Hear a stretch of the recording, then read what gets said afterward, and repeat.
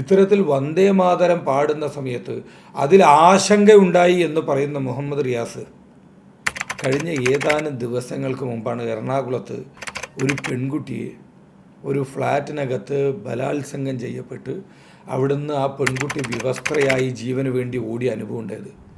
ആ സമയത്ത് ഇങ്ങേർക്ക് ആശങ്കയോ ഞെട്ടലോ ഒന്നും ഉണ്ടായില്ല.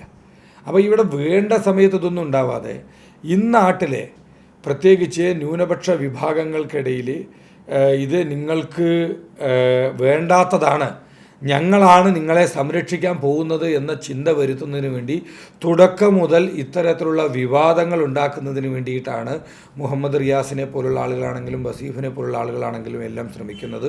പക്ഷേ അതൊക്കെ ഇന്നാട്ടിലെ ജനാധിപത്യ ബോധമുള്ള ദേശസ്നേഹികളായ ആളുകൾ തിരിച്ചറിയുമെന്ന കാര്യത്തിൽ യാതൊരുവിധ സംശയവുമില്ല.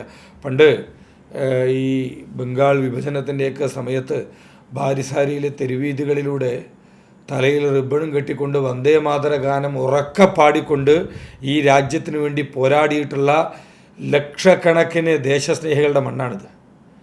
വന്ദേ മാതര ഗാനം പാടിക്കൊണ്ട് വന്ദേ മാതരം എന്നുള്ള വാർക്രൈ ഉച്ചത്തിൽ ആക്രോശിച്ചുകൊണ്ട് ശത്രുക്കൾക്ക് നേരെ പാഞ്ഞെടുക്കുന്ന ആ ഒരു വീര്യം പ്രദർശിപ്പിച്ചിട്ടുള്ള മണ്ണാണിത്.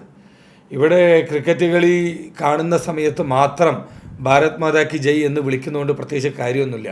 ഇതിനകത്ത് ഇന്നാട്ടിലെ ഓരോ ജനങ്ങളുടെയും മനസ്സിനകത്ത് ഇതെൻ്റെ നാടാണ്, ഇത് എൻ്റെ ഭാരതമാണ്, ഈ നാടിനെ ഞാൻ പ്രണമിക്കുന്നു, ഈ നാടിനെ ഞാൻ ആദരിക്കുന്നു എന്നുള്ളത് നമ്മുടെ ജീവിതത്തിനകത്തൊരു ദിനചര്യയായിട്ട് അല്ലെങ്കിൽ ജീവിത ശൈലിയായിട്ട് മാറേണ്ടതായിട്ടുണ്ട്.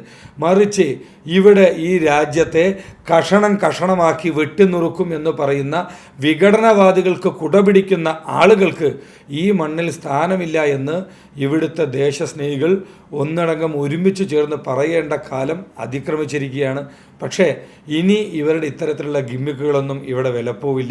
ശക്തമായി തന്നെ ഇവിടുത്തെ ദേശീയവാദികൾ ഒരുമിച്ച് ചേർന്നുകൊണ്ട് ഇതിനെയെല്ലാം ചെറുത്ത് തോൽപ്പിക്കുമെന്ന കാര്യത്തിൽ യാതൊരു സംശയമില്ല.